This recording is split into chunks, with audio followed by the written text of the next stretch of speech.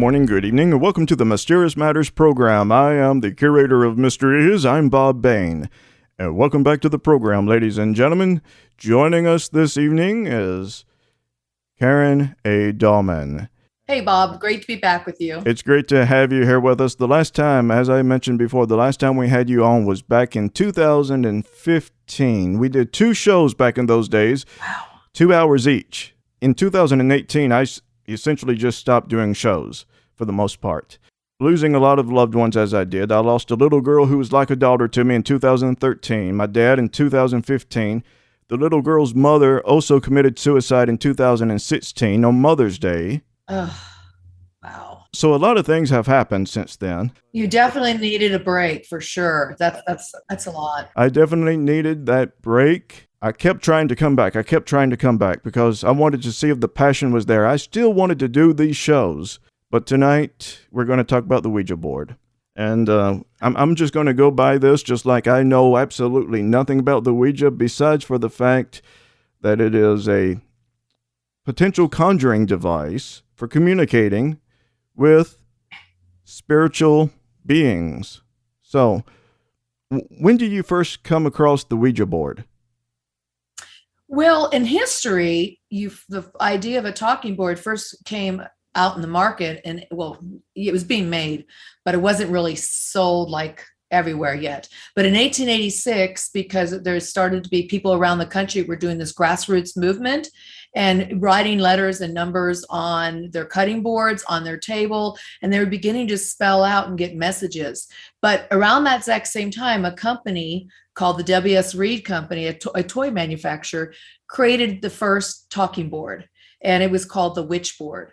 And we know about that board because it was actually sent to Grover Cleveland when he got married in the White House.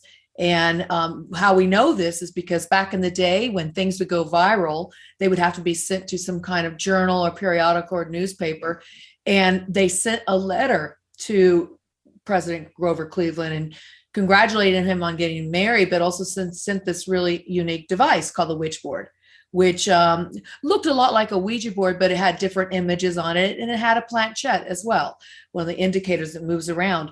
But what happened was they took that letter and put a copy also in the Boston Globe, and so that went viral. So President Grover Cleveland wrote a letter back and said, "Dear sirs, we thank you for your ingenuity and creative spirit, but I hardly think I'll be using it to consult the task of the government," something to that nature. And they took that letter and also put it in the Globe, and it went viral again. So that's when we first saw a spirit board, talking board hit the scene. Now, it wasn't until 1890 when a group of business investors got together, and that's when they developed the Ouija board. And it was named and patented and trademarked in 1891. And behind me, what you're seeing is a bunch of Ouija boards, mostly. The blue board is not a Ouija board. That's a homemade board somebody had created for me. But all the rest you're seeing around me are Ouija boards. Now there was a Ouija board I was looking at before the show started, and there goes my fountain pen. Yeah, but I was looking at a Ouija board, a particular one. I don't know if you've heard of this before, but it is a serial killer Ouija board. I have one. You actually have one of those? I do. It's called Bob's board, right? I don't know, but it's done with, let's see, grave dirt, blood, and some particles of a serial killer's clothing, such as Ted Bundy, etc. Okay, that's different. Mine is mass-produced. It was made by a relative of a supposed serial killer. We don't know who the person's name is. We don't know if it's really real or not. But this board is called Bob's board, and it is mass-produced and marketed. Where what you might have seen was that a handmade board. I sent you the link. I can get. Okay, so it's serial. All right. So yeah, this looks like somebody made this. So what I'm seeing is, so people can understand, is this has a red background to it, and there's faces of, it looks like people that are kind of bloody. Maybe they could be the victims or something. But I see what it is. They're the actual serial killers themselves in each corner. Ramirez, Bundy, Guine, and Schaefer. I recognize Ted Bundy on there's picture. And they said they have dirt and fibers from those 4 people. It's definitely one of a kind homemade board, it looks like. If a person were to use this, trying to communicate with spirits, would this be something that you would be okay with or against? Because we're talking about serial killers and actual articles of clothing or whatever that belong to these serial killers, plus grave dirt. Right. Well, okay, so everybody has their own belief system about this kind of thing. For me, the board is just a board in terms of any board I have, I will get the same results on any board. And of course, the serial killer board I have, which is it's way up here on the wall. You can't see it around me. I have 33 boards on the wall. There's layers up, one down one wall, and there's layers going up this wall over here. Really neat, a shelving system I designed and had built recently. But the board over here, I can use it, and I will still get the same spiritual guides that I work with every time, because it has nothing to do with the board for me. It has to do with the energy. I'm just using it. I'm the operator of this tool, and it's actually me doing the channeling. The board does nothing. Now, other people have different beliefs. So for them, they may, get a different kind of response, not because of the board, but because of their own beliefs surrounding that board. And if they think they've got these fibers and they've got the dirt from the graves and they got these serial killer faces on there, that will probably influence them to believe a certain thing and therefore get different results. I look at a board and I just see artwork. Even the serial killer board, I look at it and I go, oh, the person who's creating this is a pretty good artist. They could draw some pretty good faces. So I would look at it that way. And if I had one, I'd put it in my collection and have it on my walls. Because for me, it's going to do nothing, even with the dirt, even with the stuff in it. Because for me, again, it's what I believe and what I perceive and how I use this tool. And that's going to take me to any level of use with any of these boards. I mean, I've got some spooky boards up here. People have made me, I have a board made out of coffin rails, embalming table rails and embalming table. I have a board that was made by a person who later committed suicide. I've got all different kinds of boards and they come from different places and they all work the same for me. So you're talking to somebody who's been doing this, get this now, 49 years I've been using this tool, and I've just developed the ability to channel. It's really no different than me doing automatic writing, voice channeling, or using some other kind of divination tool. In your years of collecting, or your years of seeing all sorts of Ouija boards, there's one I'm thinking of right now that might actually exist. I've had an individual on, and he's coming back on soon, but he talks about collectors of the macabre. And one of the things we discussed at some point, there are people out there who collect skin tattoos of the deceased. Uh-huh. Have you ever seen a Ouija board that's made up of, say there's a Ouija board skin tattoo. Someone takes that and makes it onto the board. Have you ever seen anything like that before? I've never seen anything with human body parts on the board, if that's what you're asking me, whether it's skin. I've never seen that, but I've definitely seen boards that are of all different shapes and sizes and different kinds of makeup to them. And I've seen boards with blood on them, real blood. I've seen boards with attachments, like when I say attachments, they might put a crystal embedded in it, some kind of sigil or that kind of thing. I've seen others, the sky's unlimited when you start creating boards. And people are going to tend to, if you create boards, you're going to tend to make things that you resonate with or that you like. So I can see people maybe doing that. For me, you really need to have a flat surface and it needs to be smooth for it to move with ease. So I think about that. That's why most of them are made, as you look behind me, I have fewer wooden and the rest are like compressed particle boards with a sticker on them. These two have stickers on it, which make them smooth. This one just has a lot of shellac on it. And these at one time did too, varnish on them. So that makes them smooth. So I would think if you start putting too many things on top of it, it's going to be bumpy. I love your background. The only background I have is a bookcase with He-Man, Skeletor, a clock, and a green screen. I also have... Cool. You just put some letters and numbers on that. That becomes a Ouija board. I can conjure Frankenstein or somebody, Hey, why not? Mary Shelley. Give it. Why not? Give it a shot. Some people do talk to famous people. I've spoken to a few. That's really not my focus. And we've talked about this before. My focus is more about working this tool to look into spiritual insights and gain wisdom and inspiration, or sometimes speak to the deceased. So there's some kind of a sense of, I don't know, a lot of people have grief around that. So I would use it for helping people on those levels. Yes, I remember it was so many years ago. So many years ago. I'm old now. Getting up there. I am. Oh, me. Anyway, I remember back in those days, you were telling me it's the power of intent. Whatever Yes. a person is intending, that they're, whatever on their mind or their emotional state when they're coming to the Ouija board, that is the type of energy that they're going to draw toward them. Is that correct? Am I remembering that correct? You're remembering it very well. Yes, that is correct. It's always based upon your intentions and your focus. So you look at what's my desire when I use this tool? What is it I'm desiring to do? And that becomes part of your intentions. Now, there's a whole unconscious thing that happens. So we don't often think about this when we're doing any kind of work in the unseen dimensions. And we don't even think about it when we're moving about our own life. Now, this part I'm talking about is your own filters, your own belief system, the way you perceive and see the world. That will always come into play within your life, how your day goes, how you respond to certain situations or react to certain situations in your life. And that will also affect how your communication works with this tool and what kinds of communication you'll have. So when I teach to use people how to use the board, I really ask them to look at what are they harboring within. And then I like to find out a little bit about their background, their beliefs about the board, their beliefs about life. Do you think it's even possible to reach a spirit guide or a deceased loved one? Do you think it's possible to speak to animals? Have you ever? And so you start seeing people's limitations by, they may say, well, no, that's silly. You can't talk to animals on the board. Or they may say, it's only for dead people. You can't, spirit guides don't exist. Then you start to see people's limitations. And therefore, they most likely will not reach that through this communication device. Now, really, basically, it's a phone. I consider this a phone. It's my cosmic phone. You dial up the frequency of what you want to communicate with.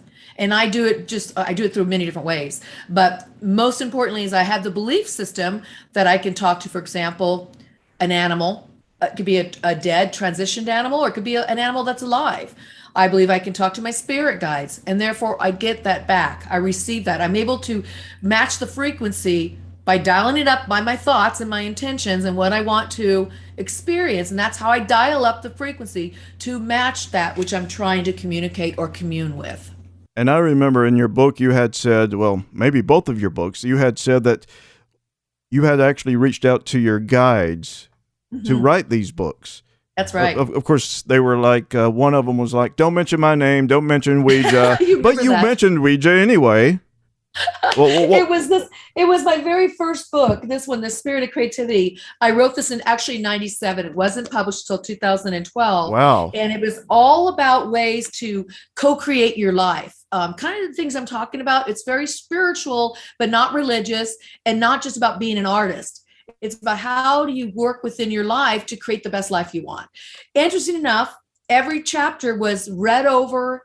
And I would say the guides that I work with were acting like they were my agents or my editors. It would say, you need to go deeper. You need to add this part. Did you forget about this? And they kind of give me an outline, and then I'm supposed to come back and write. And they would read through it and say, okay, change that, move this around. It was incredible. But they did say you're not supposed to mention them in this book. They told me that because when I was going to get it published back in 97, 98, they said, I was a practicing psychotherapist. They said, it's going to not sit well with the work you're doing and how people see you because you're using a Ouija board. I mean, there's such a stigma about it. But in the other books, I'm very open, about my work with the Ouija board, because people were saying, well, I want to know now how you got this information. So that's when I started writing the other two books, this one really talks about how to use the Ouija board and 40 years of my experience, here I'm 9 years later. And then this one talks really about meeting your spirit guides or communicating directly with source, energy, wisdom, and your higher self, and really how to improve your life by bringing in this inspiration and guidance and wisdom. And they downloaded to me in the middle of the night, and so much information came from them. And I read this book and I go, I wrote what? I've read it like 10 or 12 times already. And I still go, I don't remember writing that. It's crazy. So yeah, I try to use the board, which I endeavored to do since 1986. For 13 years, I just thought you talked to the deceased with it. But it was in 1986, I had a major turning point that made me realize I could use it for, wisdom and inspiration and guidance and just talking to my spirit guides makes everybody's life a little easier. Now, when you're speaking to these spirits, have you found that they are all knowing, or are they limited in what they actually do know? It's a good question. It depends on who you're talking to. So let's say you're talking to a transition person, which means a deceased person. You don't really ever die. So that's why I have a hard time saying die, dead. We might leave this dimension, and for our purposes, we think they're gone for good. They're not. Their energy, their information, their spiritual self is still around. We just can't always see it or touch it or feel it. But they're still very present. And so the deceased people that I do talk to, they're going to be limited by their experiences. So they're going to be limited by who they were in life, but also who and how their soul has been evolving. So somebody will transition. They'll have a lot more knowledge if they choose to accept it and use it than they would when they were alive. But they're not all knowing. It's like that's an evolution. We're not all knowing. I mean, even here and there, they're not. However, you start talking to some guides that have been spent many, many years. Maybe they never even been born on Earth, or they spent enough lifetimes on Earth and now they evolved to another level where they don't want to come back to this dimension. They're going to have a little more information. So the group of beings that I met in 1994, and I met them via the board. It's when they first started appearing. And these beings I just call now the guides. I used to call them the sun and moon because that's where they enter the board. They'd come in, and there was two of them that were more predominant, and one felt more feminine in nature. The other one felt more masculine. And why I say that is because of how they spoke. So the sun was definitely more masculine, came through very directly, very short sentences to the point. The moon, which is a feminine symbol, it definitely felt more flowy, flowery, verbose language. And she does do a lot of writing in my books because of her descriptive way of speaking. But when I realized when they came in, they didn't have names. They're really androgynous beings. They're genderless, sexless. I will put it that way. They aren't humans. They're a frequency of a vibration, but it's a light form, and they have a consciousness, and they have the ability to communicate. And do they make sounds? No, but they are of light. Now, I've never seen them, and I do see spirits every now and then, and we don't even have the apparatus in which to see these beings because they're such pure light, and their frequency is very, very high. It took me since 73 to 94, about 21 years to finally reach them. And when I met them, and they're with me now, and I can hear them a lot of times. I will use them when I do my readings for people. They'll channel directly through me. They come to the board every time. They have a sense of all-knowingness. People ask them questions and they have an answer. Now, will they always give us the full answer? Not necessarily. And the reason why is because they come to help people, to guide people, not to lead them and not to tell them what to think or how to be, but they'll definitely give inspiration to people in words of wisdom so people can begin to understand what they're supposed to learn on their own. The key thing about spirit guides, and these guides included, and spirit guides that are maybe at a different level, they are all like angels or something like that. They're all here to help us. This is what they like to tell me. They said, we're like your coach. We're like your coach on the side of the football field. You're the player in the field, passing the ball, running with it, and blocking, and sometimes running interference and kicking your goals. They said, but guess what? They said, we're going to be your coaches or your cheerleaders. We're not going to tell you how to live your life. We'll give you some suggestions, but we're not going to live it for you. So that's why these guides will never give you all the information. But I got to tell you, Bob, having said that, I've had many sessions or I've done some experiments with the board, or people come to my sessions or used to come to me for readings on the board. They would say some things that I'm just like, it blow me away. Like, how the heck do they know that? And I don't know that stuff, but they do. And so they say things to people that are very meaningful that there's no way I would have known that at all. So it's really interesting. When we do this work, and I would be really clear with people that are listening and really trying to explore with the Ouija board, never give your power over to somebody else or something else, whether it's your spirit guides, and real spirit guides won't take it, that they'd be like, nope, I'm not going to take that. Or even the messages you get.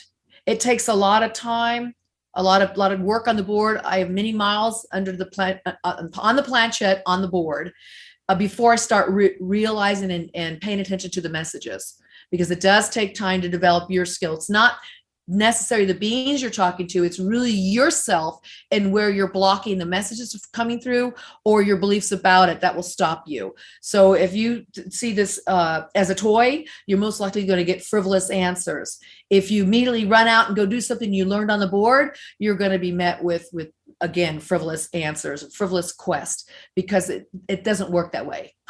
They're not going to tell you how to live life, and they're not going to give you all that information. And I always say, never trust the messages or the accuracy of the messages until you've been doing it for many, many months, years, a long time, where you have consistent practice. Many seconds.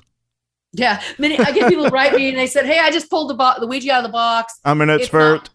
It's not working. Or I got this message where the gold's buried. I go, all right. You're just playing around with yourself. It's trickster energy, and you're attracting it. You got to be really careful about that stuff. I've got to ask you, are you a paranormal investigator? Yes. Have you ever used the Ouija board at a known haunted site? All the time. In fact, all the time. And I'm going to one in the UK next week. It's called Coombe Abbey, located in Covington, England. And we're going to be, the Coombe Abbey is super old, like hundreds and hundreds of years old, and it's haunted. So this is my third time there, but we always get really cool EVPs. We've gotten some good messages. So yeah, I just got back from another paranormal convention, and it was at Belgrove Plantation in Virginia. And oh my gosh, that place is active. A lot of stuff on the Ouija board, but also EVPs and some other techniques we were using. But yeah, that's the tool. This is my tool. My tool is the board. And then I also use myself, because I will hear things, I will feel things, and I'll see things. So yeah, this is always with me when I do my investigations. Yeah, that's what I was wondering, if anyone has ever before utilized the Ouija board at a known haunted site or a graveyard. If I was brave enough, I would just go to a graveyard. I've picked up EVPs before in graveyards, in my own house, other places. Yep. So if I was brave enough, I would probably try and use the Ouija board, but I'm not. I am a chicken. You are not? I am a chicken, I'm telling you. Oh, I thought the last time we talked, what we decided was 7 years ago. Holy cow. Oh, yes. We actually talked about on Halloween night to do try to do something digital or whatever it was back in those days. I'm old. My memory's gone. I used to be fresh faced. Now I've got fur on my face. I'm turning into a werewolf or something. I don't know. Oh, goodness. Well, again, this what we all have in common is the aging process and death. Oh, and being born. So we have those things in common with everybody. We all are going to eventually pass. So our mortality, we look at our mortality as we start getting older. You're starting to think about those things. And so for me, I have some pacts with different people, close friends of mine and family members who have transitioned, and they do come back and talk to me on the board. That is, talking about mortality, your own mortality. That was not something I ever actually thought about or faced until I lost a parent. Exactly. To me, I lost a little girl I helped to raise, but that didn't really make me face my own mortality. When my own flesh and blood had died, my father, it's like, damn, I'm not young anymore. Yeah. You're stepping into his shoes and filling that space now. And no, it's difficult for people to talk about death and that's the thing about the Ouija board, which really brings up this mysticism or enigmatic approach to, or mysteriousness about it, because it supposedly deals with death and communicating with those who have gone, have left us. We were talking about transitioned. Yes. I like that word, transition, better. Yeah. That's what they tell me. They said, we're not really dead. We're just existing in a light form body now. So it brings us to the point of having to deal with death. And so I think a lot of people with the Ouija board, it scares them on that level, because it is about, it was originally created for that purpose. That's not how it can be used, but that's how it was originally used. And so people always think with Ouija boards, oh, death. And then the other thing is demons and witchcraft. But people forget that a lot of some really famous writings were created on the Ouija board, or these beings that came through and gave great writings, such as Seth from Jane Roberts started with the Ouija board. James Merrill, the poet, American poet and award-winning poet, wrote lots of his poetry with the help of the Ouija board and a muse that he had. There's so many people out there that have used this tool in other ways to inspire them to write. I use it to write. I use it for inspiration. I use it for guidance. I use it for if I'm looking for an idea or I'm stuck. I get great ideas from my spirit team. Yes, and I got this from your book, the creator of Alcoholics Anonymous. Got the steps. Bill Wilson. Yes. Bill Wilson, who started that. You're absolutely. Thank you for remembering that. Absolutely, he used the board to get his steps. There's so many things you can do with the board now, and so a lot of people just have that misinterpretation that it's just for the dead, when it can be used to talk to spirit guides or a muse or or my higher self. I spent 4 years doing that, 89 through 93, with two of my friends, and we just spoke with our higher self, which means that part of me that's greater and exists beyond this corporeal physical experience, which has knowledge, which has much more knowledge than we can even tap into. And so when I do talk to my higher self, I tend to get a lot of downloads of information, and it's brilliant. I'm thinking, I don't normally think like that, but it's brilliant. So you can use this tool, again, as a cosmic phone, as I mentioned earlier, to dial up these different frequencies. So when people start to realize that and they go, oh, the Ouija board is that's just a board. Some of it's just cardboard nowadays, or plastic, or laminated compressed particle board, like I mentioned. They start realizing, oh, I'm the one that's really changing my frequency to match those beings and communicate. Yeah, that's when people can take away this whole mysterious nature to it and realize they're doing it. I'm doing the work. The board does nothing. I'm doing it. That's why any board can work. But there is all those Ouija stitions that come along with the board, and you hear those, and that's what tends to scare people. And I'm not saying that they're wrong. I'm just saying they don't have any place in my life because I can use this tool. Yes, for other purposes. I used to know an older man. He's deceased now. He has transitioned, I should say, and he did something similar. It was not a Ouija board, actually. He used a coin, a silver dollar that he had with him since childhood. And he would always call out he would call it his invisible friend. And he would ask him questions. It was heads or tails. Sometimes it would land straight, on its side. Oh, so on the ridge? Yes. God, that's weird. It's crazy. And he told me that's how he would communicate with his invisible spirit friend. Wow. Well, that's not unlike the pendulum, because with the coin, you got two sides. The pendulum, you got yes and no. Mm-hmm. It's the same concept. So you can do any kind of communication with many different devices. Now, people will say, oh, the coin's not evil. But as soon as they see a Ouija board, they're going to say that's evil. Yeah. Which blows my mind, right? Or a pendulum. You're doing the same thing. That's not evil. It's a pretty crystal, but this is evil. You see? Looks like a beautiful piece of artwork from what I've seen behind you. Right. And that's why I think I'm up to 85 boards now. I think the last time I counted. I think they're beautiful pieces of artwork. I really love the Ouija because that's a trademark, patented name. And like I said, these are Ouijas behind me because how they changed over the years and how the symbolism changed on them. And just because my very first board, and it's this one back here, that's my very first board I got. I know this is backwards, you guys, when I point. That's the first one I got in 1973, on December 25th. So that's, one of my favorites, but I just love Ouija. Now we have talking boards and spirit boards. Do you remember, Bob, what the difference is between all those? I do not. They are similar, right? But there's differences, as you said. You're the expert. Yeah, well, let's, you probably forgot this. So I want everybody to understand this. Ouija is a trademark and patented name. So technically, only Ouija can use Ouija, or if they license it out. And see, Hasbro right now owns it, but they do license it out to other companies to use. A talking board is like the umbrella term, which is synonymous with spirit board, is the umbrella term to all boards. Like that blue one would be a spirit or a talking board. So Ouija is the name. So I have other boards up here that are like the Swami board, which is a 1940s board. Only Swami can use that name, Haskellite, who owns it. So that's how it works. It's like we call all tissue Kleenex.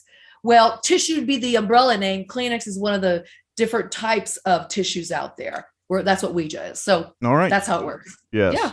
I have a really old book here from the 1950s. It's the Encyclopedia of Witchcraft and Demonology. Ooh. In there, it has a little bit about the witch boards in it. I don't remember it all, but like I said, I've got this encyclopedia. Oh, yeah. I've seen that book before. Okay, cool. There's a lot of different kinds of thesauruses or dictionaries out there, like you were showing, but that's one of the original old ones. Oh yeah, that's why I grabbed it. 1959, real leather. That's nice. The way I see it is the older encyclopedias, they are less focused on entertainment and more focused on the historical and factual. And that's something that I really enjoy reading. Now, I'd be curious what that book says about talking boards or spirit boards in there. And of course, Ouija was around. They may talk about Ouija in there. I'd be curious what they would say. And everybody can look at this yourself. So there's a lot of Ouija-sticians out there. Ouija-stician is a word that my colleague, Gene Orlando, coined. And he's actually the curator of the oldest online museum of talking boards. It's called museumoftalkingboards.com. If you guys want to look it up, museumoftalkingboards.com. Now you'll see Ouija-sticians on there, and he coined that term because there's a lot of superstitions that are put upon the board. It's the mythology, it's the folklore, it's the tales people like to tell to spook each other, spook themselves. And then he said he decided to call it Ouija-sticians because it's all put on the Ouija. So here's a big one. And you'll see this in some books that talk about the Ouija board. They will say the Ouija board got started in ancient Greece or China. False. Sound effects.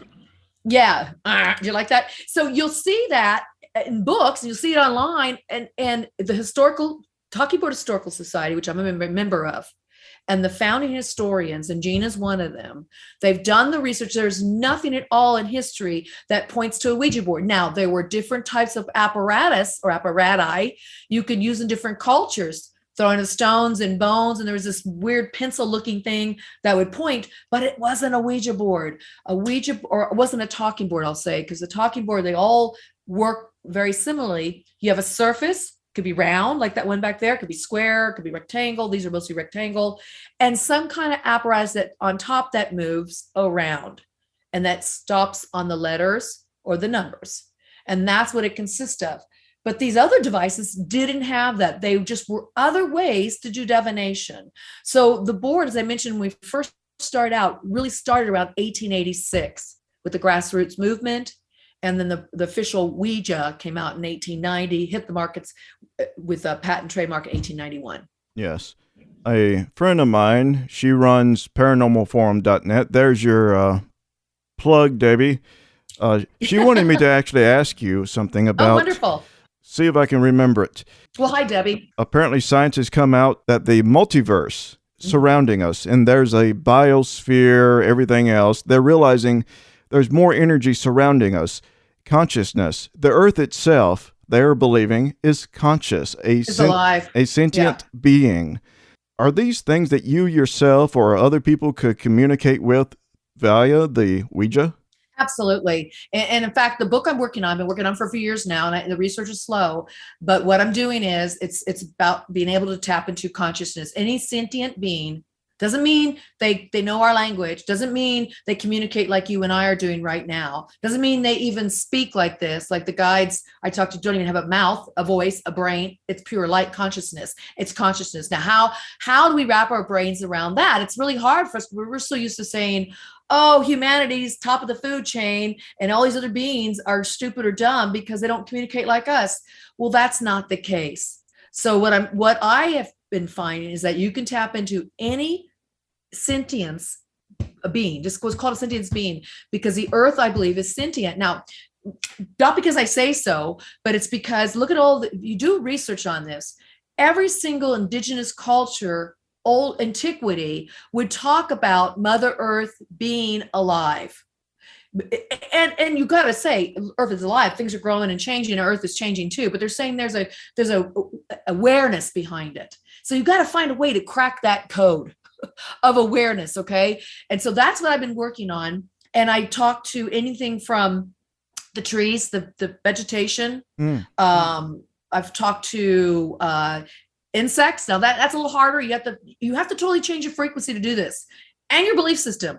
Animals are easy, especially domestic animals or animals that we recognize, the ones that aren't so wild. They're close to humanity already, and they want to appease us.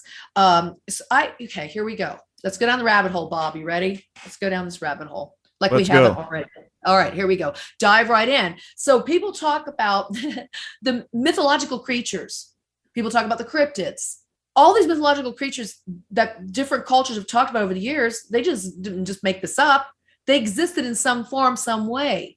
You can communicate with these creatures, although they may not be in our dimension right now, such as dragons. They like to be called dragoons.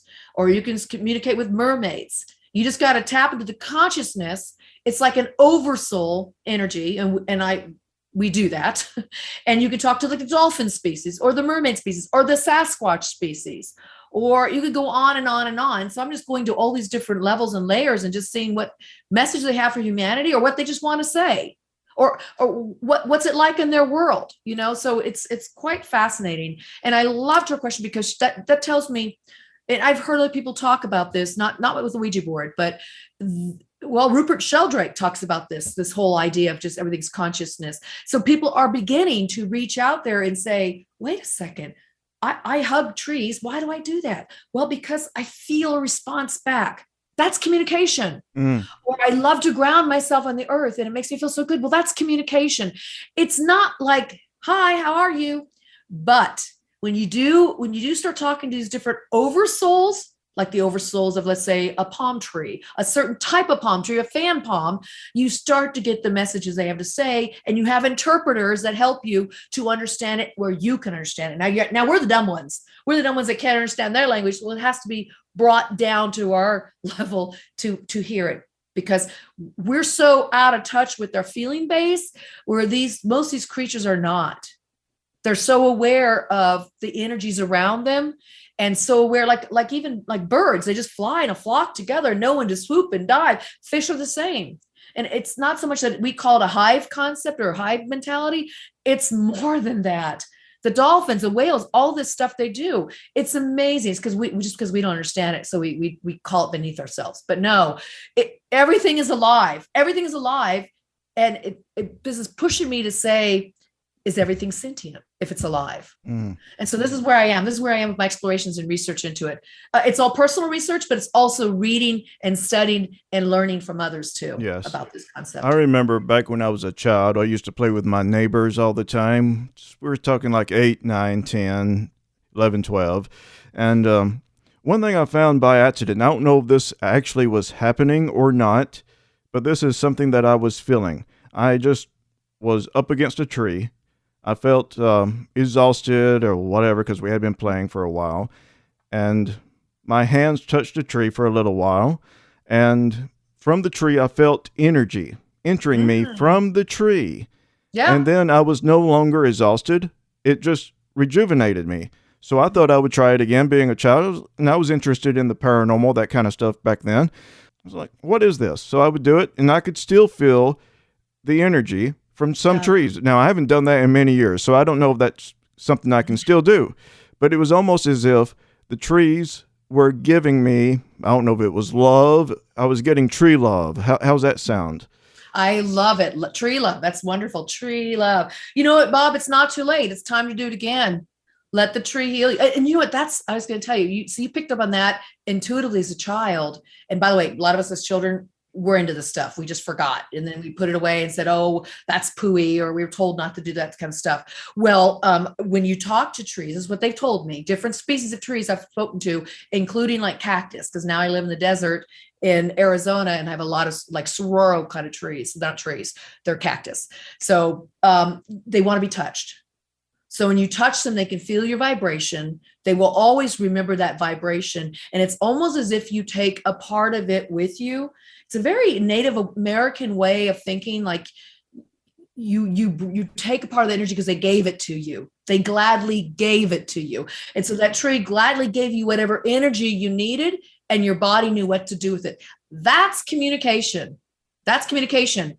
Now that's where it starts, just by feeling the energies. And I ask everybody to go out there to your favorite tree, whether it's at a park or in your yard or wherever you find it, and just touch it, and maybe touch it with two hands. And if you feel comfortable enough, embrace it, but just see what you feel. I mean, you got to just like be there for the experience. You may walk away with nothing at first, but after a while, you're going to get something. It may just be a thought. It may just be a sensation. It maybe even be a word. That's where it starts. And then it grows from there. I get words now, and I can go up and touch my tree or touch the sororo and hear it.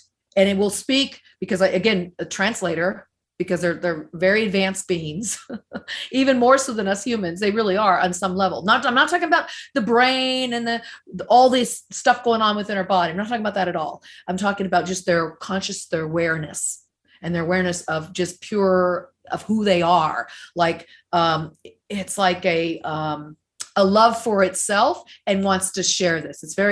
All these beings are very giving and very loving, especially the tree. So I can just put my hand on it, and I can feel the words, and they come through, and it's a feeling. Then I get the messages, and they say the darndest things, interesting things. It may be related to my life. It may not be, but they each have different personalities too. So you guys try that with your trees. Okay, here's a very good example that will take it down a level, come out of the rabbit hole for a moment. Some people are really good with plants. And those people will most likely tell you, oh, I talk to my plants. Yes. I just know when it wants to be watered, because I feel it, or I hear it, or I know it. That's the same thing. Okay, that's on a level of, we're doing it already. Some of us are doing it. Or you have a pet, and you could just tell what that pet wants without, dogs are kind of easy, but like cats aren't always. I usually do cats, and I have a cat right now. And, I just know what he wants and needs. And not just because I've been around him a long time. I knew it in the beginning because I'm sensitive to him, and I've been working on animal communication on and off the board for years, that I get it. Now, do I get messages from him all day long? No. It's like, it's stupid to him. It's like, let me be a cat. But when I tap into him and ask him things, he'll definitely communicate back. So be aware that it can come in different ways, different forms. Like I mentioned, when you start talking to trees or animals, or just, it's nice to be able to touch it, touch the plant, the tree, the cactus, the animal. If you can do that, then it helps you to start developing the skills. And what it is, these animals are always putting out their information. The trees are, the plants are. I'm just talking about a few species now. The information is always going out there, but are you willing to receive it? That's the key. And you start developing your own abilities to receive it. This is how the board works. I developed my own abilities to be able to feel that energy come through and the messages to form. And I could be having a conversation with somebody over here, and it's still spelling and everything, because I've learned to really separate myself from it mentally and let it happen with my hand and with my partner. It's just, it's amazing the levels and degrees you can go with this when you start working with this kind of energies that I'm talking about. Have you ever worked with the tool of the Ouija board, and then I guess with your peripheral vision, you would actually see the spirit guiding your hand, the spirit off to the side? Never seen any of the spirit around my hand, but I'll tell you this, in sessions and with a partner or by myself or with friends that would use the board with me. Yes. They've seen things and I've seen things, but not so much there's something touching me, yeah. but I can feel energy coming through, and I can feel, and I call it spirit signatures. I can tell who's coming through. I have a whole pantheon of spirits. My spirit group I've talked to, and I've developed it over the years. So when my angel comes through, her name's Mary Angel.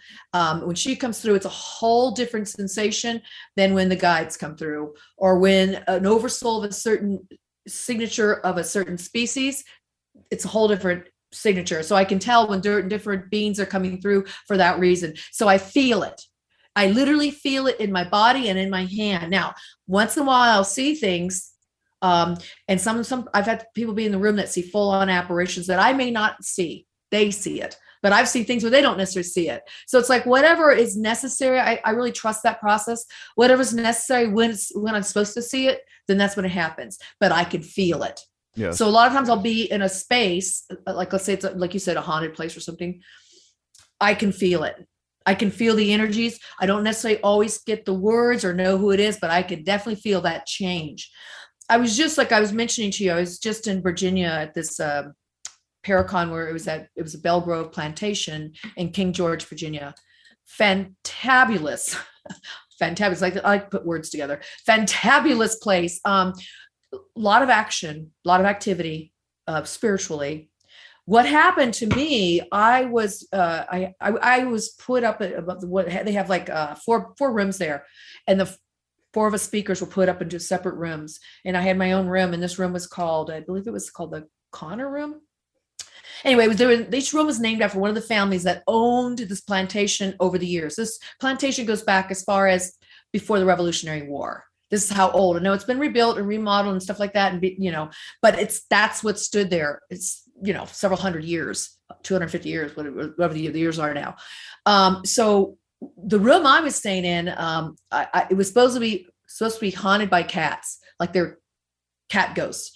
I didn't see any cat ghosts, didn't feel any cat ghosts, but I was walking into the room one day. Somebody was using my room. It was another speaker. I said, go, you can use my room to get ready. She was getting ready to do a presentation. I said, when you're done, come downstairs. I'll go back upstairs and lock it. So I went back upstairs to go lock it. I walk through the threshold and I hear clear as a bell, a woman's voice right here in my ear and saying, I'm sorry. I'm sorry. And it was a whisper, but it was definitely outside. Now I get messages in terms of my guides coming through, it'll be an internal hearing. But when I hear like spirits, like people that are transition, it's usually external. I don't think I've ever heard it internal. It's external unless we're working on channeling. So it was there. And I was asking my friend, are you still in here? Are you still in here? And she's like, nobody's in there. I walk out and I see one of my colleagues sitting in a chair around the corner. I said, did anybody just walk by? Did anybody say anything? He's like, no, I've just been sitting here on my computer. And I said, well, did Jessica leave? He said, well, she already walked out a while back. And I go, yeah, I know. I saw her downstairs. So I will hear auditorially EVPs. I don't necessarily need to record them. When something's strong and it's there. And so then I didn't mention it to anybody else. When the whole program was over, I was talking to the woman who produced the event. And she said, after you guys left, I went to stay in your room. I decided to stay there for a few days later, and I went and stayed in your room. And she said, she goes, the craziest thing was, she said, I saw standing at the threshold, like where I walked in the room, a woman standing there, and it was Mrs. I think her name was Connors, was one of the owners. She goes, I saw her. She goes, I saw this apparition, and I wanted to go through all the photos. She went through all the photos. She goes, that's her. And sure enough, that was the woman that the room was named after. And I said, well, what's weird about that is that she said to me in my ear, I'm sorry. And she said, well, that's interesting. She felt horrible because she left that place in a disrepair. By the time she died, it was in just a horrible state. The new owners had to really fix it up. And I think when she told me that story, I said, that's it. She's feeling really badly that she left this place because it's a beautiful plantation in such disrepair. So things like that happen. That's a small thing, but it's just trying to say to people that we all have these abilities to hear, to feel, and the Ouija board is kind of my tool, but you could do this stuff without the board, everything yes. I'm talking about. I used to be able to do that, but then I closed myself off. Some people do that. We will close ourselves off. It got to the point where I just had to, because I would have all sorts of entities coming to me. I mean, I could be trying to sleep. They'd be quite literally. One night, we just moved over to, I was 13 years of age. So we just moved somewhere, and I heard a knocking outside my bedroom window. It was probably 11:30, 12 o'clock at night, just a knocking. I was like, what is that? So I looked, and it looked like a person sideways waving at me. Oh, my gosh. And I just I don't know what that is. I'm not going to open up the blinds and look at it. I'll figure it out. I just thought maybe it was a tree, right? It could just be a tree. But it never happened again. Never happened again. Another thing that happened to me at the old house is I went to bed. Everybody goes to bed on a mattress, right? just a mattress. Oh. And when I woke up, the mattress was on the floor. I was still on the bed. I was on the box springs. My mattress was on the down floor. I don't know how that happened, but it did. Now, have you ever had any kind of extraterrestrial activity? Yes. Back when I Okay. was a child, according to my brother, I don't remember much of it. It's almost like a shattered mirror, what I remember. My brother was 8 years older than I am. He is, I should say. And like a lot of siblings, we stayed in the same bedroom together, the same bed. And the one thing I do remember is floating through a wall. And then the next thing I remember is waking up right beside of him. And we were positioned in a way that we would never see. He was on my side, I was on his side. And I asked him, Bubba, why did you let them take me? And years later, like maybe it was 5 years ago, we started talking about that, and we both thought it was a dream. And my mother stepped in, and she said, well, you had told me that they came and got you. I just thought it was angels. Ah, interesting. Yeah. So I've had a lot of weird shit happen to me. Excuse my language. It's your show. Hey, it's your show It's your too. show. You can do it too. Okay, great.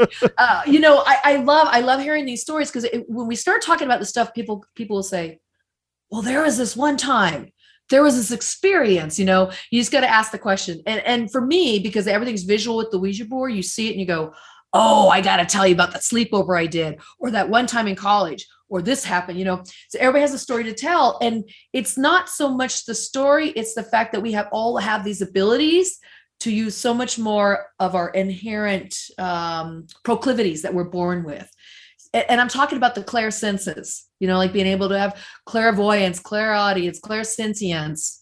There's like, I think 8 or 9 of them, different ways to sense things on a hyper level where it's like seeing with X-ray vision or something. We all have that ability. And really, if you look at the light spectrum, we see this much of it, and the light spectrum might be, if you're just listening to the show, I'm showing like 3 feet away, and then we might only see, a few inches in the middle of that light spectrum. And so does that mean that doesn't exist out there? No, we've proven it exists. It's just that we don't have these abilities, meaning our senses that we were given, like our outwardly senses, like our eyes and our nose and our ears to hear and all that stuff, and our mouth, taste, touch. But there's these other senses that we come with, and we're tapping into them. So a lot of times, remember this stuff as dreams. Especially with visitations at night, you'll remember it as a dream, whether it's a transition person or it's a extraterrestrial or interdimensional or ultra dimensional. There's so many different types of levels and layers to this. So we tend to remember it like a dream. And that's because it's safer for us. And because it's so outwardly strange, how else can we explain this? And the other piece of it is too, when we are sleeping, we're less inhibited by our thinking mind, because our thinking mind takes over, and then it kind of represses and suppresses the creative part of your brain, the part of you that's able to access these abilities, these intuitive, empathic, psychic, mediumistic abilities. And so when you're sleeping, it's much easier to tap into it. And I find that's when a lot of people do have their experiences from sleep, whether they're visitations of loved ones who've moved on, or pets, or even the extraterrestrials. So it's really crazy when it starts happening when you're wide awake. And that happens to me often too. Like just that example I had just a few weeks ago. I'm sorry. I'm not sleeping. I'm like wide awake, getting ready to do a presentation. I'm wide awake. There was nothing sleepy there. So, but when you're open to it, and I'm so open to this stuff now that I will get messages a lot. The other thing I was going to say about that, Bob, when you mentioned how you used to do this all the time, and then you had to shut it down. And rightfully so. A lot of people feel that way. And I did it one time too. I was told to shut it down as a kid because I was going to go to school, and you can't tell people you see things that aren't there, or you see weird lights. And I thought, okay, I can't. But a lot of times what we'll do is we will, we think we're shutting it down at a certain age, and then it comes back to us maybe later on in our life. But what I want to say is this. I used to get a lot of visitation from different entities and energies too. I had no idea how to even work with it. And when I started learning about this more and more, it was like in the 80s and 90s, I started realizing there is free will, and I have a choice here. And what that choice is I could set up my own boundaries. And you do the boundaries with light work. I did a lot. I started taking a lot of classes classes on how to protect myself, how to ground myself, how to put light around myself, and not even realizing what I was doing. It was just taking these courses because it sounded pretty cool. And then developing, like through yoga and Qigong, and developing my body, my meridians and senses, and then taking some psychic courses too. Because what it did is I realized that I would take something from here and something from there and stuff I was reading and researching. And I just kind of created my own system, which said, okay, now I'm going to allow all this work to come back. I always did the Ouija board, but being able to see things and hear things, and being able to be more open to it. It's like the trees and all that stuff. It's like I put boundaries up where the boundaries are this. Here it is, you guys. When I'm sleeping in my bedroom, you don't come and wake me up. If I wake up on my own, that's a whole different story, but nobody's going to come in here and bother me unless I invite you.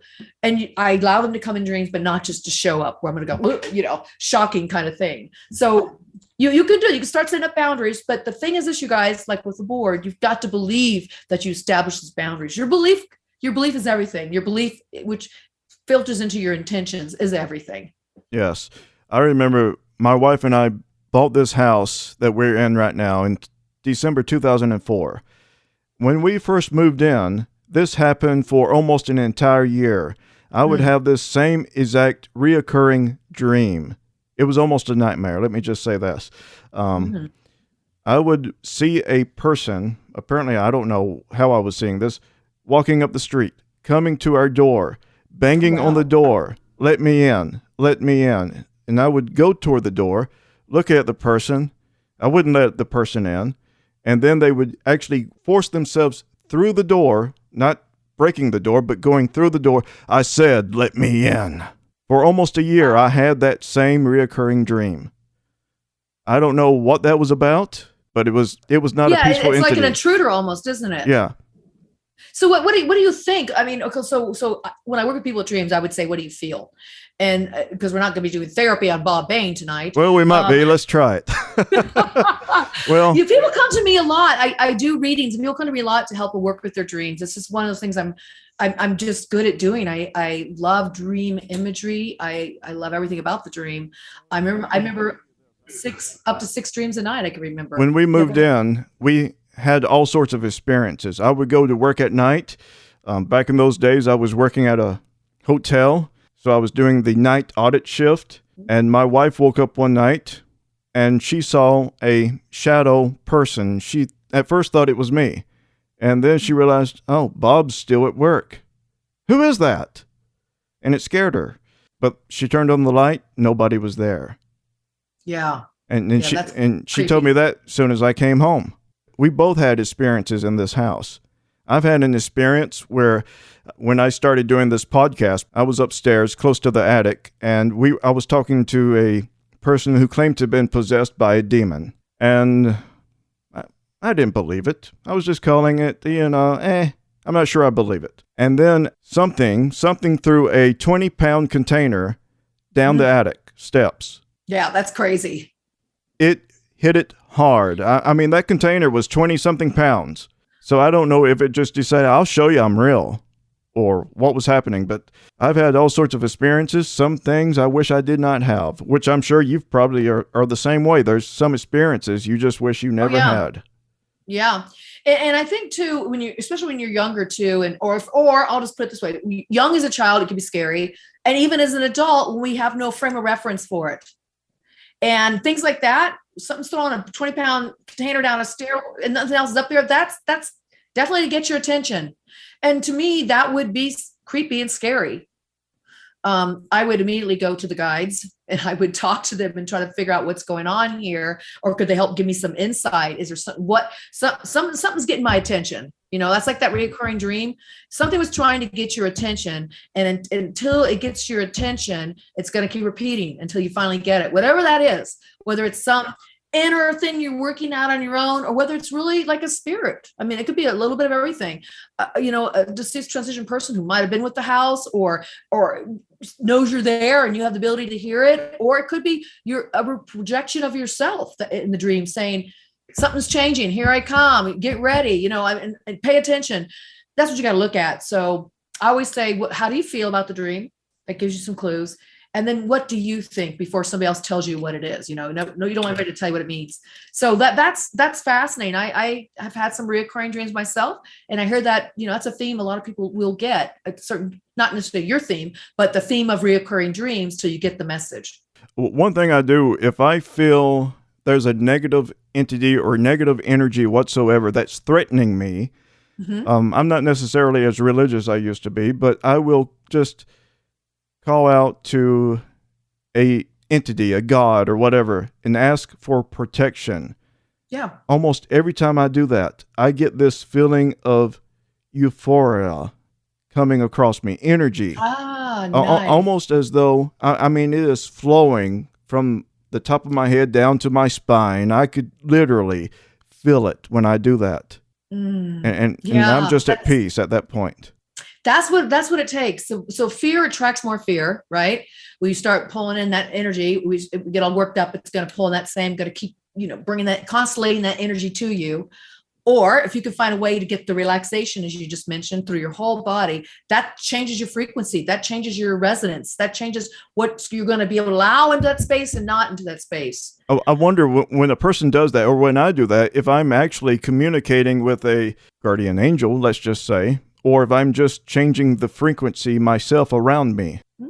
I mean, that's something to think about. If it works, maybe it doesn't matter that you'd have the full answer or you think you know the answer. I mean, we're postulating here, I just know things that I've heard from different spirit guides, but everybody has their own experience based upon their own life, perceptions and filters and how they see the world. So I'm sharing it from my perspective. I've had that experience before, and it has been before calling in a higher energy power to come through. And it's also been me shifting my inner power within. So it could be maybe a little bit of both, and maybe because you believe in and you're willing to receive a higher energy, that you're able to constellate that within yourself. I think it's a little bit of both sometimes, and that's what religion does for people, or spirituality. It gives them faith. And it's like having that faith and that energy helping you is going to do wonders to make that energy really work. My mom once told me, now I don't know how reliable she is. I'm just going to say, I don't know how reliable mothers are. But my mom told me that when I was a baby, just brought home from the hospital, she was in bed sleeping with me, and Dad was there, and she saw an old man walking through the bedroom door. Just an old man walking through.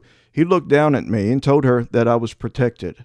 Oh. And then later on in my life, probably 3 or 4 years of age, right before I was abducted by aliens, I had seen what I guess I would call Jesus had come to me.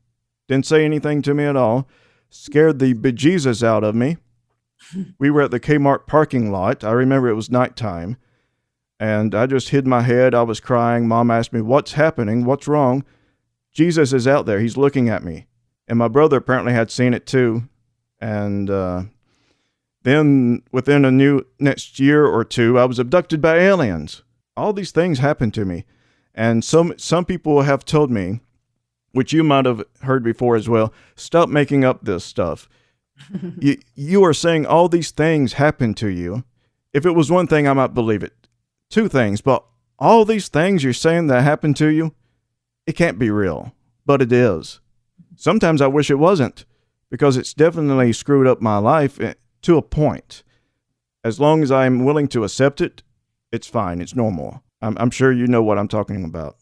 Yeah, I think I heard this from a lot of people when I travel around and talk at conventions. A lot of people have experiences and are willing. I think now it's more apropos, or it's okay to talk about it. I mean, with all the shows on TV now, and I mean, the shows started coming out in the 80s and 90s, some of these unanswered, mystery kinds of shows. That talked about like Loch Ness Monster or Bigfoot or aliens. But now we got these ghost shows, and people are saying, a lot of people are believing in this. It's really gone up in numbers in terms of the people that believe that there's so many more experiences beyond what we think. And so with that comes an openness to be able to really process it more so and talk about it. So a lot of people are talking and saying, gosh, that happened. Oh my God, I forgot about that. Like kind of like what we're doing right now. Yes. That happened. And then you go, but wait, it was scary, but now I can see it differently, as I mentioned. So I had a lot of experiences. I would see beings a lot as a child, and they would come when I was sleeping. And 95% were just fantastic, lovely. I felt the greatest warmth, but I had these little beings that looked like little extraterrestrials, little grays. And came to me, it was like a dream, and they would chase me, and I was always trying to get away from them. And then I started seeing them as an adult. And at that point, I realized they weren't scary anymore. They were scared because I didn't understand. It was back in the 70s and early 70s. And there was no frame of reference. There was nothing on TV talking about this.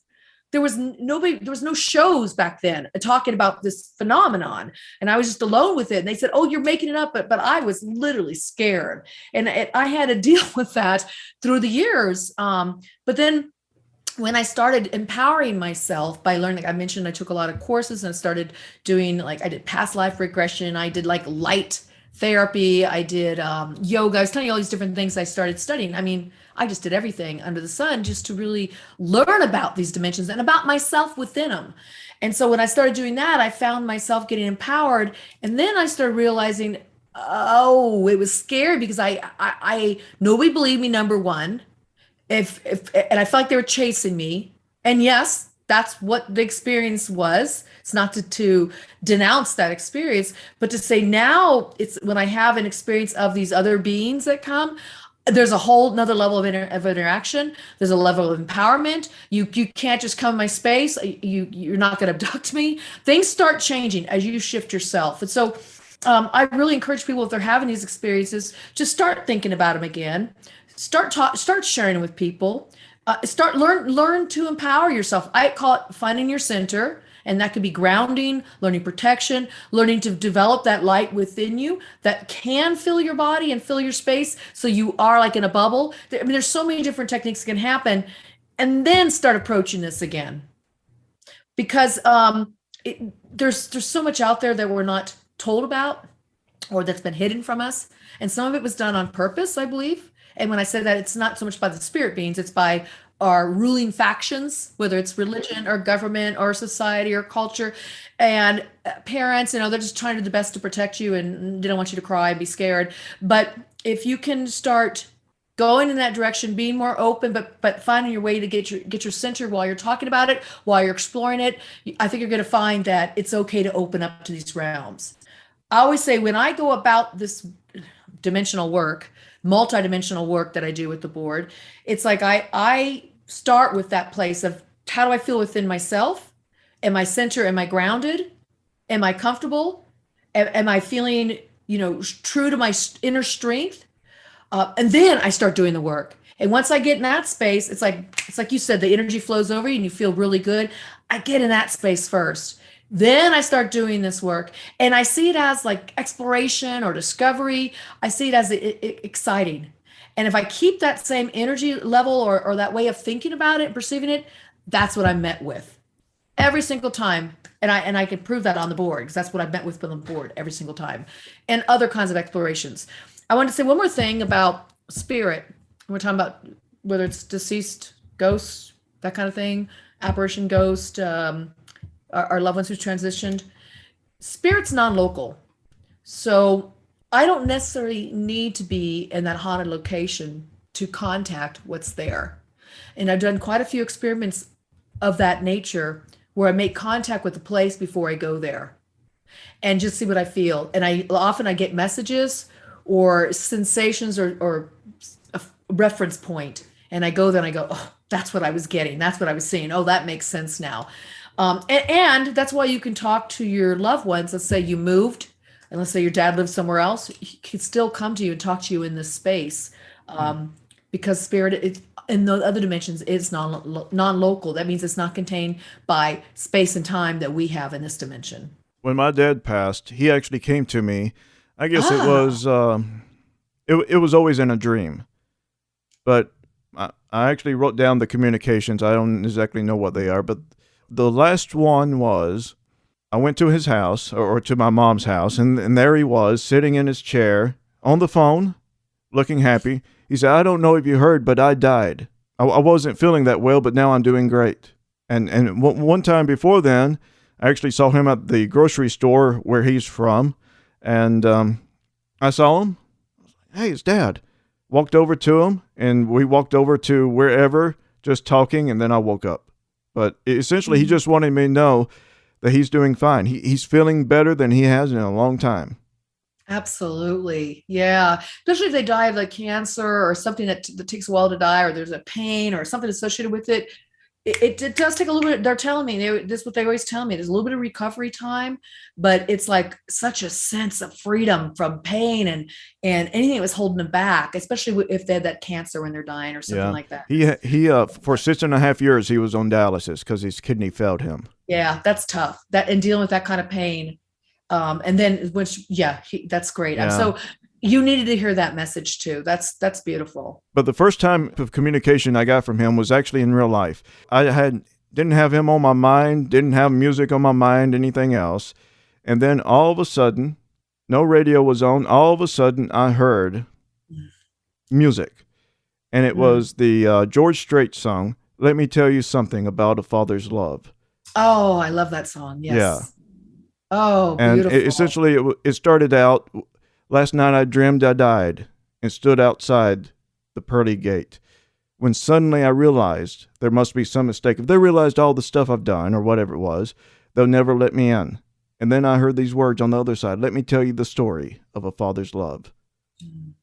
And then he started to appear to me right after that. Oh, nice. That's great. It's a great story. And that must give you some sense of peace about it. Oh, it did.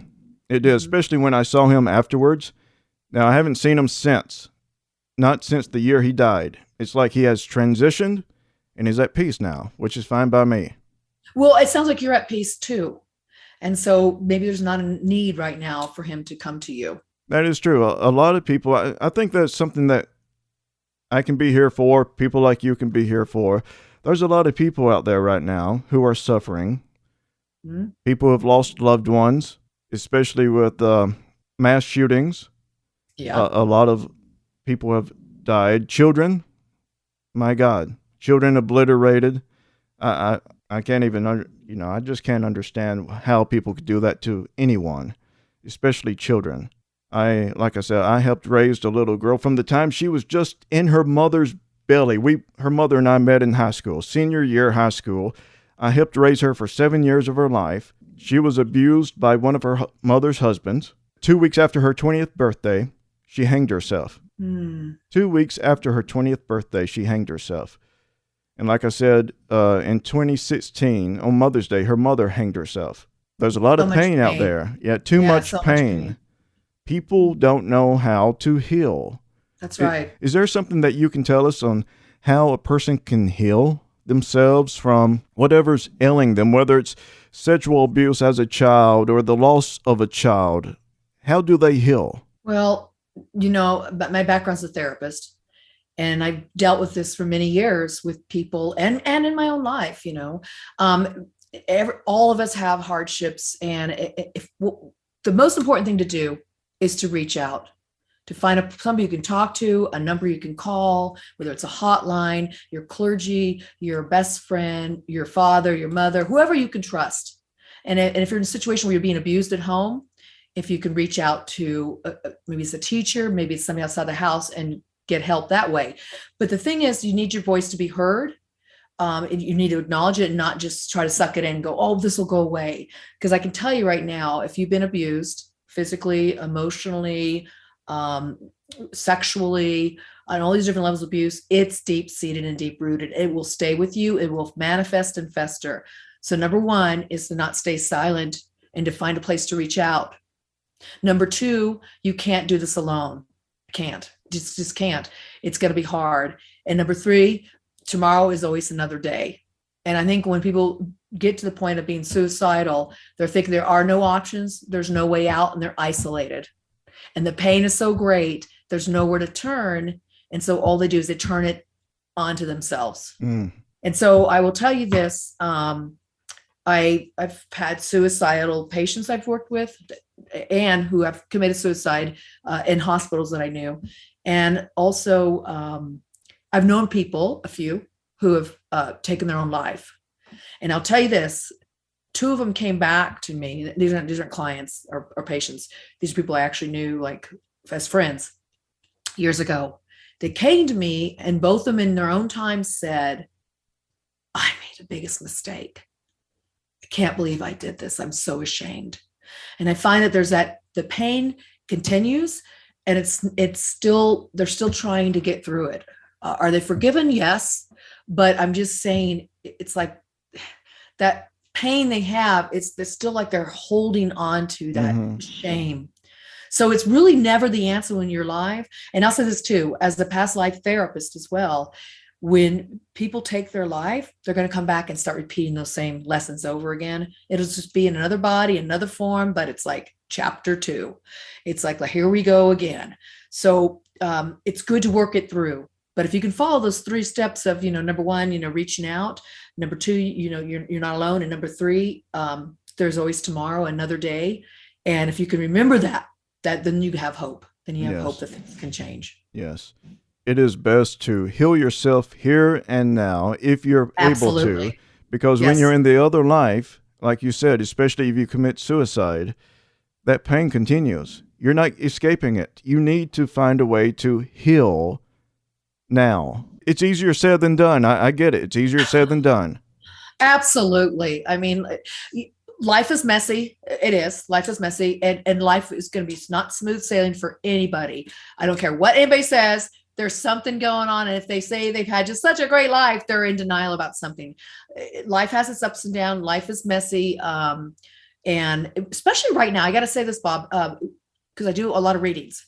What I'm getting a lot in the energy right now, you can look at what's going on in the world on every level. You mentioned some of the mass shootings and all that. We could talk about the disease, COVID, all this stuff, and what's going on just with the, we're seeing the underbelly of humanity.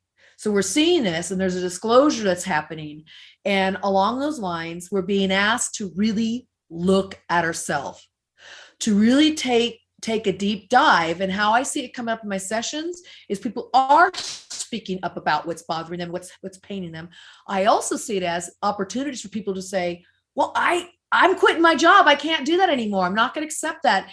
I've got this I'm doing now, or I need to go in a new direction, or they're starting to be pushed to move, literally move, or to change jobs, or to leave a marriage. There's a lot of those people with 30-year marriages that are getting divorced. I'm not saying that's the answer, but I'm saying I'm seeing a lot of great change. That's what's happening. Great change. And that is what allows us to really also heal the psyche of humanity, which we are all a part of. And as we start healing ourselves, each other, what happens is all of us start going up to another level of evolution and awakening. And this is what I see is happening. So this conversation we're having is very timely on many levels. I'll just say that. There's something I've been noticing. Now, I don't know if this is something you've noticed as well. This is the way I feel. I've noticed that around us, all the negative energy, negativity from everywhere, the school shootings, the January the 6th insurrection, whatever you might want to call it, all the hatred, the anger, it's been bubbling up. It's like a volcano. And eventually, all this is going to, some people think it's already erupted. It hasn't erupted yet. We're just facing the buildup right now. Mm. What's going to happen? What do you think might happen when this volcano, super volcano, actually does erupt? Well, I'm with you. I don't feel that we've hit the full peak of it. We've definitely seen the wounds of it, the festering of it. If it's a volcano, we're seeing some of the lava come out. We're seeing some of the steam, but we haven't seen the full blow. And again, this is what I think is going to happen. Everything's going to change and drastically. Again, in your life, I'm not saying, suddenly the world is Armageddon. I'm not saying that at all. But what I'm saying is it's going to feel like that in your life. It's like, oh my God, I'm being asked to do that. Oh my God, my husband just left me after 30 years. I'm telling you, I'm seeing this already. And so everybody's going to have their own personal blow up or their own personal major change, or their own personal uncovering something and seeing the underbelly. This is a time, if you want to use the words, come to Jesus. This is a time of really coming to the truth and seeing the truth within yourself. And you might, and making amends with it. And you might just find, I'm not going to say might, if you can see this from a greater perspective, is what I can see when I do readings for people. If you can see from a larger picture, greater perspective, you will see that you're going to be better off for it. But a lot of more things are going to be disclosed, are going to fall apart. This has to happen as humanity evolves. This process started, what I understand from my insiders, exactly, since 1987. I mean, really, okay, everything is cyclical. Everything repeats itself. But where we are in this cycle right now, for our day and age, really in 1987 with the harmonic convergence. It wasn't 2012 with the Mayan calendar. That was the Mayan saying, yes, a big change has happened. Not that the world ended. It's just like we're in another phase. And the harmonic convergence was really people acknowledging that there's an energy out there that's really transitioning. So we've been undergoing this for a long time. And you can look back in history and see a lot of these different changes and shifts. And now we can start putting the pieces together. But where I feel like we're going is really more of an acceptance. Eventually we'll get there, of the individual.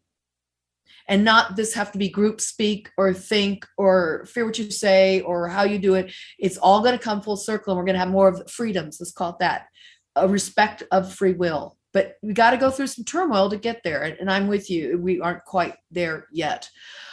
The years I'm getting, it's 2023 feels like it's going to be very, what do I want to say? Expansive in terms of really seeing even more of the things we've been hiding in the world. We've been hiding from ourselves. That means your own personal world and the world at large. But by 2024, 2025, I feel like there's going to be, the disclosure is going to be there. And I say disclosure, like really going to understand what's been going on in the world. We're really going to understand what's been going on in the governments and where we've been lied to or mistreated. And at that point, there'll be some massive change. So I see it more like 2024, 2025. So now we're going to go here in just a minute, but I want to ask you something, because there's something that's been on my mind for a long time. I am a human, as you can tell. At least I might be an alien in a human body. Who knows? That's true. You are a human. Right. Over the years, I've actually began to realize something about us. We are parasites. We are parasites on this planet. We destroy everything. We eat the meat of animals surrounding us. We pay no honor or tributes to nature. We destroy every single thing. We just, and we take the oil out of the ground. The earth, you know, something I've always wondered here, does the earth also need the oil, the lubricants that we're taking from it? We are taking all the resources out of the earth. And what else does that? A parasite.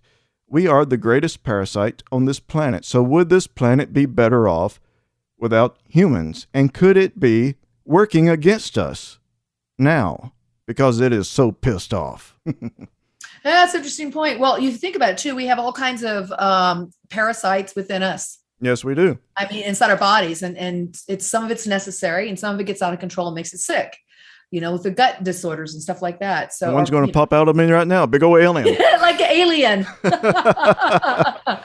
that's an interesting way of looking at it. I think we're moving more into a place after this great change and shift that we're in, and we're going to get to the pinnacle. We're almost there.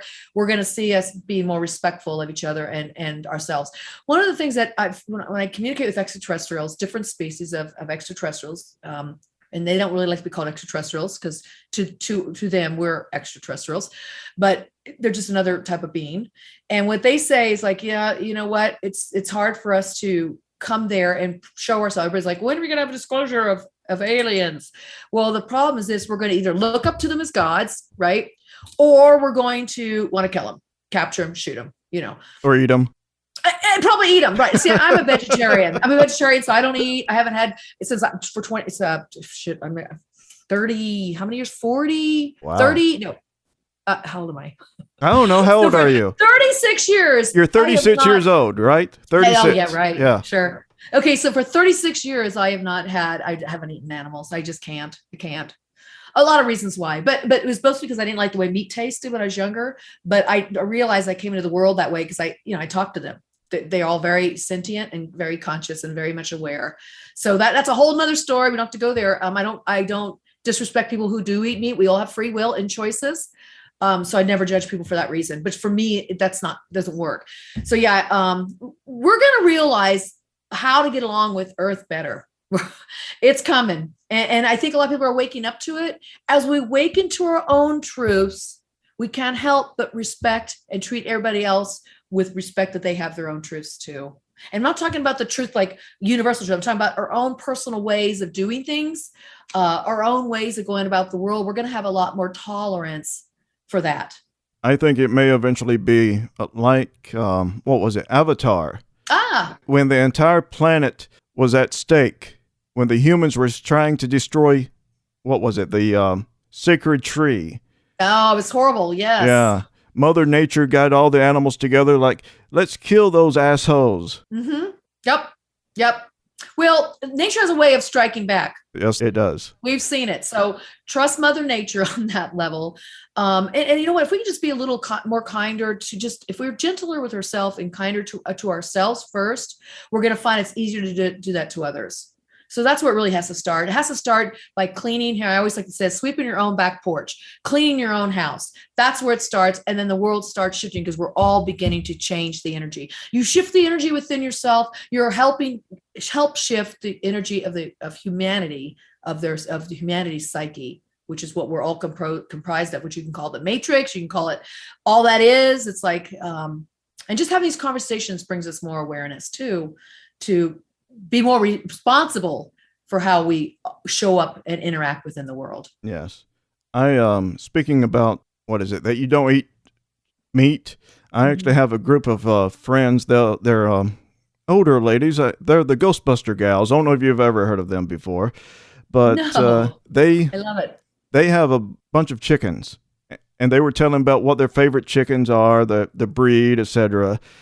And then I was like, yeah, I actually have a favorite chicken too. They're really? Yes, I do. What is it? KFC. I love KFC. I knew you were going to say Kentucky Fried Chicken. Yeah. Oh my gosh. Me. Well, I'll tell you what, they're eating fresh eggs. One of my brothers used to raise chickens just for the eggs. And I was eating some eggs back then because it's amazing how the fresh eggs really do taste. Oh, yes, that is true. Yeah. Well, Karen, I definitely appreciate you coming on there with me this evening. It took us a lot longer than I thought it was going to.